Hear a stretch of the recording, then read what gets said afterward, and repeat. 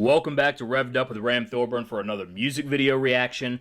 I've got another Tom Macdonald video here. This one isn't necessarily political, and I've been thinking maybe I should just go back and react to some of Tom's older stuff. Past couple ones he's put out haven't really been political, but I know a lot of people really... I got a lot of very positive reactions from positive responses from my reaction to Tom Macdonald's People So Stupid. And, you know, Tom Macdonald is one of my favorite artists. I think he makes very, very meaningful music, and this one is called Cancer. He just put it out, and because it is something that is very ubiquitous, we all tend to know somebody with cancer, I wanted to respond to this. I'm not an expert on the medical field, so I probably won't have as much to say as I do in most of my reaction videos, so this probably won't be another 30-minute reaction video, but I wanted to go ahead and give this one a go anyways, because it's Tom Macdonald, and it does seem to be about a topic that touches everybody. So let's go ahead and get into this. Tom Macdonald, Cancer. Everybody knows someone who's sick. 40% will get cancer. Wow. Only half's gonna live. Your mom and your dad and your sister stand inside a room, and someone won't survive it. Do you hope it isn't you? I swear that cancer has a cure, but they're refusing to make it. They've done like 40 years of research, 90 billion in donations. That is amazing. I mean, it is hard to believe that 90 billion in donations. I mean, 40 years. You almost have to think that there is a cure for it. It doesn't seem like something that we could put that much money into and not be able to beat, especially when you have so many cases of people beating cancer. How can you not raise those numbers above what they are? And one of the issues that I think we do have in the medical field is a lot of... There's very little transparency in the medical field, and that is something that I think Donald Trump has been trying to change with the insurance companies and the doctors. You know, you go to a doctor and you say, how much would this procedure cost? A lot of times the doctor would not even be able to tell you the cost of their own services, because all of those prices are determined by the insurance companies, which doesn't seem to be right. It feels like neither you nor the doctor are in control of the services being rendered. And so these insurance companies operate as a third party. They seem to have too much power and too much influence in how all of it works, though. Again, I'm no expert in the medical field, so maybe I'm saying some things that aren't entirely correct. If you do know more than I do, please comment down in the comment section, correct anything I get wrong, because I very well could say some things that are not entirely accurate here, but I am going to try to give my input best that I can. Research 90 billion in donations. We've been running for the cure and wearing ribbons for ages. Why are people still going through radiation? It's crazy. Exactly. Why are people still going through radiation? That tends to lean towards the idea that there are likely better treatments out there that have been developed, but we're still treating people on these archaic, almost brutal methods that just zap the life out of these patients and these people that are dealing with this. And there's got to be better treatments out there. You know, one of the things that Trump did do, he did pass the Right to Try Act, which means that if you are a terminal patient, that you have the ability to try different treatments that are still being tested. Because at the end of the day, you know, for the longest time, I've never understood, why are we not allowing people who are knocking on death's door to get a second chance at life? And if it kills them, they were going to die anyways. Now, that's not to say that you don't want to prolong the life as long as possible, but there should only be one person in charge of that decision, and that is yourself. Now, I don't think that translates to things like assisted suicide and things like that. That becomes a very, very murky area that I'm not going to get into here. But when it comes to things that could potentially save your life, I think the risk factor is entirely on the individual to decide for themselves. And that's why I think another reason why we have to... I'm not entirely sure what Trump's plan is to remake the medical industry. I know that he is trying to work favored nations deals to lower costs, because we as Americans are paying so much more than countries that have, say, socialized medicine, because they're able to bargain collectively as a country, where we have, these different insurance companies. And at the end of the day, we're almost subsidizing the medical costs for other people around the world. And it is costing an arm and a leg and a fortune for people like you, people like me, people like these patients here.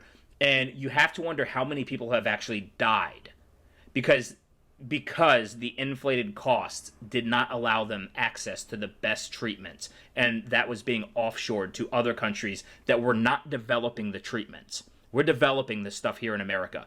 We should have the first go and at the cheapest price in the world. Crazy.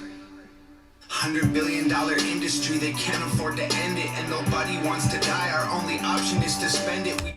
That's exactly. He says $100 billion industry, we can't afford to end it. And that's, I understand that there are billions of dollars pumped into the development of different treatments, and that these companies need to have their costs recuperated, and they do need to be able to make some sort of profit to incentivize, to motivate people to actually create these new cures, to go into these new research grants.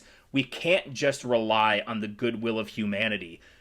It's sort of, you have to have that sort of altruistic self-interest where somebody wants to make a living for themselves, but they want to do it in a way that benefits humanity.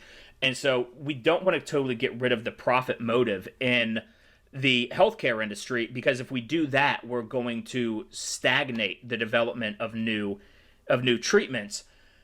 But there is that whole idea of, there's a balancing line. You don't want it to go so far where the treatments become more profitable than the cure, and all of a sudden no cure is put out, because that is where you cross the Rubicon. That is where you cross the line of doing something that is altruistic and doing something that is entirely self-serving. And I don't really know how you delineate or demarcate where that line is specifically. But it is something that needs to be examined. And yeah, he also goes on to say that, we have no choice but to spend it. And that's another thing. Some of these companies know that when it comes to life or death, people will spend every single thing they have spent their entire life accumulating in order to keep that life going. And these companies know that. And that can also lead towards the exploitation of the sick. Not a good thing. To die, our only option is to spend it. We give anything to stick around for just another second. Give a fortune to the doctors who promise they can extend it. The profits are astronomical. The hospitals and the clinics are... He says that the profits are astronomical, and I don't know that the profits in terms of profit margins are as high as people think. I think the health insurance, this is a stat from back in the early 2012. This is from when Obamacare was being founded. I remember hearing it that when it comes to profit margins, the health insurance industry is typically somewhere in the ranked in the high 30s, low 40s in terms of most profitable industries for profit margins. And profit margins are really what matter more than direct profits, because when it comes to direct profits, volume can be the issue that drives the profits, and the profit margins are very small. You can see that in things like the restaurant industry. But the utter lack of transparency, I think, is the big problem. Excuse me. Because it's very difficult to denote those lines of where are you becoming exploitative when you're just looking at profit numbers and you're not looking at profit margins. You have to look at how much is spent, what the volume of service or product or whatever is, and how much you're profiting per unit. And so I don't know where a lot has likely changed since the stat that I had where they were ranked in the high 30s. I think it was 37th. The health insurance company had the 38th highest profit margins, something like that. Anyways, it is something that does need to be examined, and our healthcare system does need to be reworked, because at this point, the biggest issue again is it's clear as mud. You go in, you don't know what things cost. Your insurance companies deal with it, and it's all the power is taken out of the hands of the doctors and the patients. And that also means that there's no competition between doctors for their services. Competition is the biggest thing that drives down prices. And so something needs to be done where doctors are in control of the prices that they charge, and then the insurance companies pay what the doctors charge. That's not how it works, though, and that needs to be reformed. Filling coffins with dollars, it's awful, let's just admit it. We're all human, we'll keep fighting because it's how we survive. But it's scary because we don't know where we'll go when we die. And that's interesting. Yeah, we don't know where we go and we'll die. And I think this is something that, one thing that I've found interesting since I've kind of come back to, for a long time through my late teens and 20s. Through my late teens, I was very atheist, and then I was more agnostic through my 20s. And now that I'm in my 30s, I will say straight up that I am a Christian. I'm not a great Christian. I can't read all the Bible verses, things like that. But just having that understanding, and this was something from that video that I did the other day with the whistleblowers on Benghazi, and it was with Nicholas No, Charles Woods, the father of Ty Woods, who died in Benghazi, and with Alan Perro, who was a CIA whistleblower. And one thing Charles Woods that really struck me, Charles Woods said, "Not one sparrow falls outside of God's will."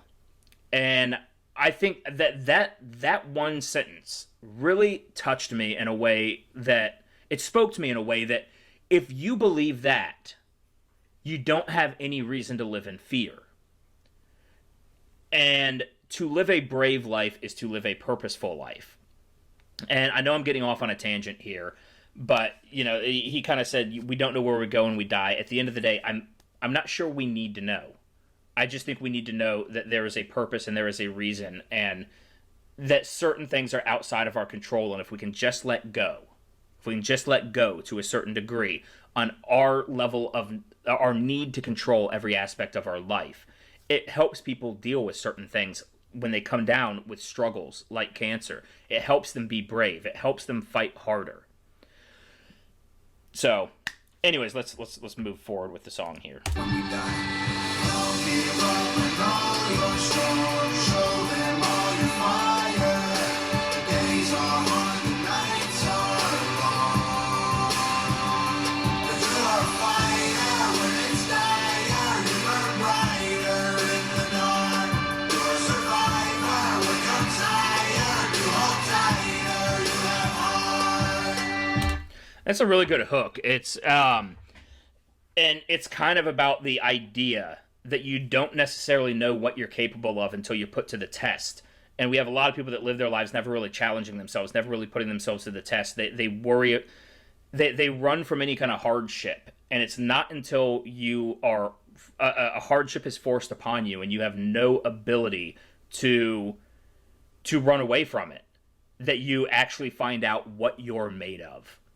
And you find out that you are stronger than you ever realized, that you can fight harder than you ever thought you could. And I've never experienced any situation like that myself, but I can only imagine the sort of direct. I mean, it would change the entire trajectory of your life after experiencing something like that. So I think it's a really good hook. It's a really powerful hook. So good on Tom Macdonald. I always love Tom Macdonald's music. Nothing matters if you don't have your health. All the money in the world doesn't help. The good might go to heaven and the bad might go to hell. But no one wants to leave here, you can tell. Exactly. No one wants to leave here. And that's because even if you've lived a largely purposeless life, deep down you're going to know that. And you're going to say, well, we always have hope. That is one thing about human nature, the human condition, the human spirit, is that there is always a hope that tomorrow will be a brighter day. And of course, there are people who don't take the reins and make tomorrow a brighter day for themselves. But I don't think that anybody ever truly loses hope. And I guess the people that commit suicide are the only ones who do. And it's a very, very tough subject to talk about. It's a very tough thing to wrap your head around, being that far gone. We have so little hope that you don't want to live, because almost everybody, no matter how bad it gets, they still have that dream of a brighter day.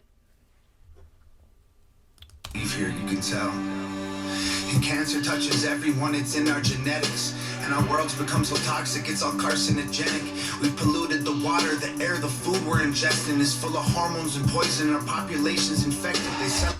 That's true. I mean, it does seem like everything is carcinogenic these days. Here in California, you can't go into any you can't buy a product or go into a building without seeing that label that certain things cause cancer. I mean, it's to the point where it's a little ridiculous. It almost thinks, or it almost makes you think that life itself causes cancer. At some point down the line, you're going to get it.